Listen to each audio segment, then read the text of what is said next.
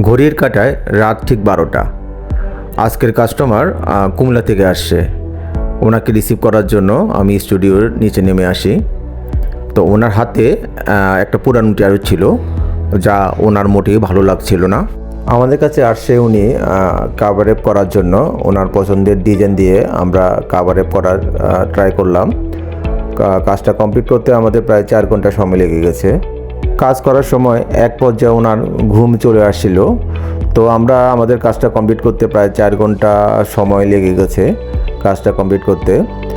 তো ফাইনাল রেজাল্টটা আপনারা অবশ্যই দেখুন।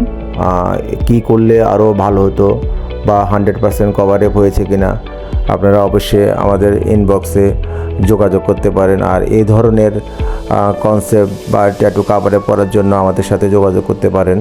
আমাদের স্টুডিও চৌমোহনী পৌর বিপণী বিতান মার্কেট, চৌমোহনী, নোয়াখালী।